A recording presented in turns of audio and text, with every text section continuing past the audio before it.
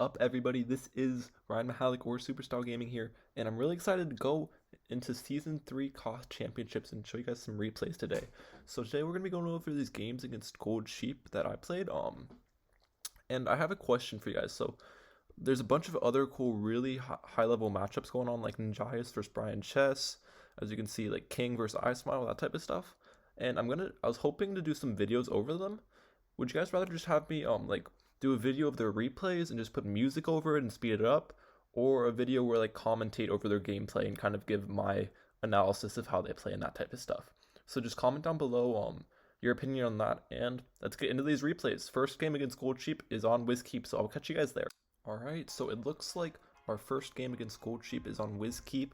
The starting map's kind of randomized, and honestly not very happy with the starting map. It's a DFA map, so I'm not a dart player, you guys already know that. I'm going boat mortar here, so my plan is just play really aggro, don't let him get a BIA, try to limit his farms as much as possible this game. Well, I think he should, from his point of view, he should probably play passive. So because of that, I anti-stall round 1, go 260 eco and then get my farm up. I'm just going to get my grape shot preemptively here, and the reason being I want to anti-stall these rounds, so the grape shot will kind of help with that. And yeah, that's kind of why I get it up before he even sends me anything. Now round 4, I'm just going to send him packed blues pretty much all the way into round 6, unless he gets up his second trip dart early, which it looks like he's not. And then round 6, since he's going to be getting his trip dart up pretty late, I'm going to boost some greens over it and hopefully make him leak a ton. That's the goal, since he greeted for his farm there. He's already leaking a bunch, so these greens are going to be very troublesome. We'll see how he handles these. He goes for an 0-2. But that's still not going to handle them very well. And he ends up boosting while getting down to 15 lives. Definitely happy with how that went. He boosts some blacks my way. I'm just going to get faster shooting in a 0-0 boat, and that should be able to handle pretty well. I'm very happy with how this game's been going so far. He has a good amount of defense, down a ton of lives, and down a boost. Round 8, I go for my farm. He sends me some yellows. I just go for a second grape shot here. And he keeps sending a lot, so I ended up boosting. Really not expecting him to play as aggro as he is, because he does have the late game advantage. I send him some yellows round 8, force a sport. I send him some whites behind, hoping to make him leak a little bit because he's so low on lives, but it just forces a trip dart, which is fine with me. He has to play really defensive here because of his life count, which is obvious. Round 10, we both force lead detection. Round 11, I send him some stuff to hopefully force a sport. He sends me lots of whites, so I end up having to sell my farm to get up Destroyer. I'm fine with that though. I keep sending him whites, and he's getting really close to dying here. He ends up barely saving his life, so I was really close. Now, I'm getting ready for an all-out here. That's why I put my second boat here. If he ults me, I'll get a second Destroyer boost, and hopefully that's enough. I rush here with some zebras and whites. That forces another sport. And it looks like here he goes for his all out. So I get up another Destroyer and boost. I honestly should have gotten up that third boat and boosted after that. So this is going to be really close. I micro my mortar a little bit. It's super close. I leak down to 9, and I barely defend. And then he has to AI, but I would have defended anyways. So that's game 1. Barely survived that. It wouldn't have been as close if I got my third boat beforehand and then boosted later, but yeah, so we're going to his losing map and I'll catch you guys there. Alright, it looks like his first losing map is cards, which I'm completely fine with. This is a Dartling glue map, so I love the Dartling glue. You guys already know that from my videos. And it looks like he's actually going Dart Ninja here. That's a very interesting strategy. I haven't really seen people go that much. Normally this map's always Dart Wizard people go. The Wizard's really good because you don't have to get up your Juggernaut to destroy lead balloons, which is really expensive. So I don't really know Soda at this point. I'm assuming Dart Wiz, so I'm planning on playing this pretty passive. Since Dart Wiz, I'm gonna when I normally play against Dart Wiz, I just all out run 22, so I just need to survive till then basically.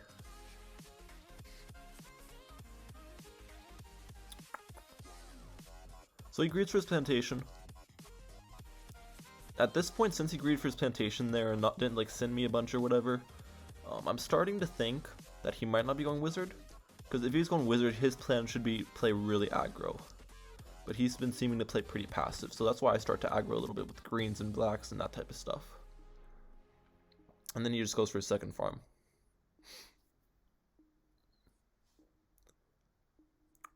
So I do the same. I'm planning on sending him some yells this round, I'm pretty sure. Yeah, so he places his dart there, which is a really interesting spot. You would never really place your dart there if you're just going to go for a sport.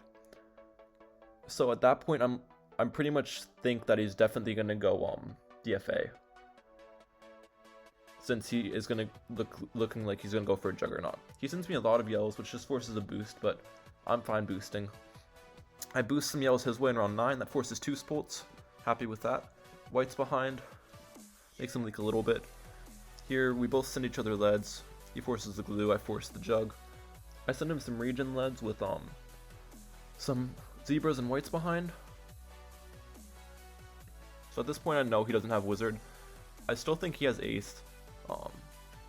I've seen people use DFA a few times on this map, but it's honestly not that good. It's really hard to pull off because the map's so short. So I'm just going to plan on playing this really aggro and trying to limit his farm as much as possible.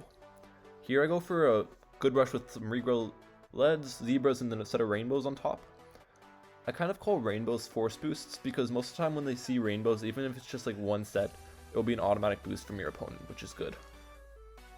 Of course he boosts, it's all balloon boosted second rush.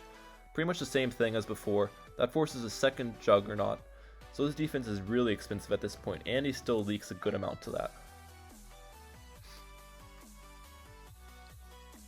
This is a new rush I've been doing against DFA. I think it's pretty solid in some cases. I do some leads and then ceramics behind it. It might not have been the best option this game because he had 2 Juggernauts, so it only forces a trip dart, but most of the times it's pretty good. And of course I've done some stuff with round 16 AI as well. And I think that forces another trip dart, yeah. And a boost actually. So it's definitely very solid. So he is up on farms after all of this, but I have drained 2 boosts and I have about 300 eco lead. So I'm very happy with how this has been going so far.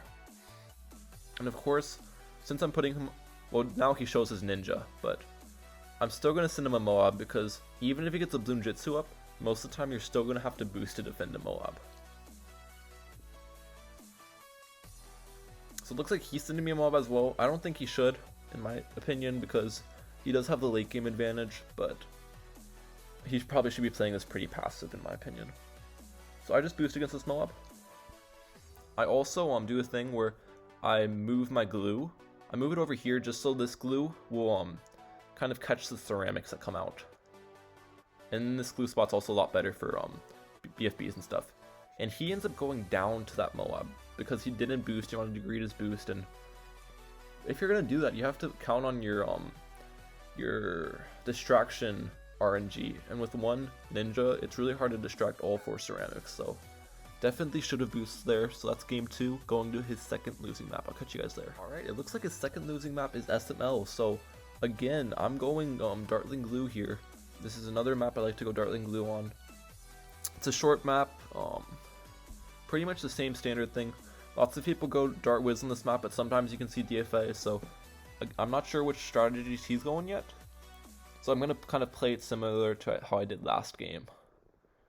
Try to base my decisions off of his dart placements and stuff, and how aggro he is for what his loadout is. So I go 259 eco start, and I send him a good amount of stuff round 4.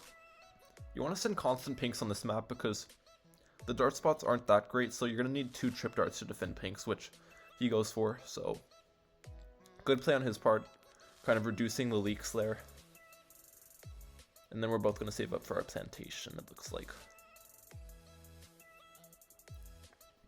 He got up his plantation a little bit late there, so I knew he was kind of tight on money, so I go for a boosted green rush with some blacks behind. And since he's using that jug spot, which that spot spot, which is a lot worse than the other spot spot behind it, I know that he's going ace probably. And the reason being, you'd only use this spot if you're going to upgrade to a Juggernaut later on, where you'd use a spot farther behind it if you're not planning on upgrading to a Juggernaut.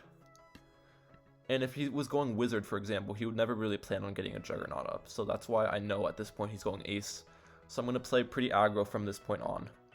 I start my aggro with sending some whites. He sends me a big yellow rush once again. This time I have money to defend it without boost. I just go for a third power 4 darts. I sell that, go for a farm with that money. And I think I sent some yellows his way on round 9.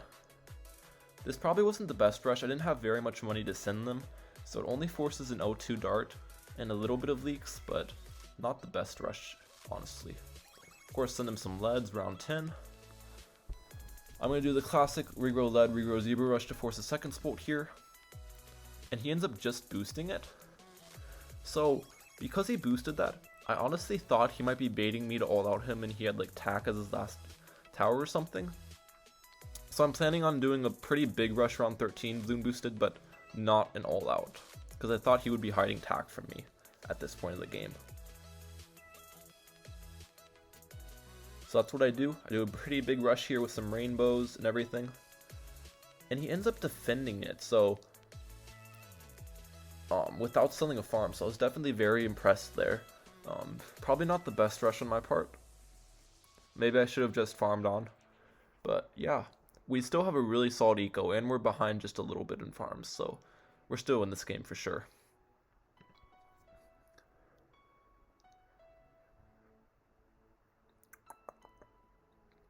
Round 15, I do the same ceramic rush.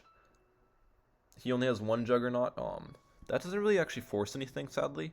Round 16, he does a big rush, and I almost go down here. And the reason I do is because I didn't have the glue splatter on my glue before that rush. So you really need that glue splatter for when zebras and stuff come your way. That helps a lot. But because we didn't boost round 8, we still have 2 boosts left, so I'm definitely happy with where I'm at still, even burning a boost there. Round 18, I send him a Moab, of course, because I'm trying to play his aggro since I know he has ace. He balloon boosts some stuff with me to me around 18 as well with the AI, so I just boost that again. We still have a boost left, so I'm still happy with where I'm at. I sent him a second Moab because he boosted against that. Hopefully it's going to force a fan club and a farm cell, and that looks like what it did.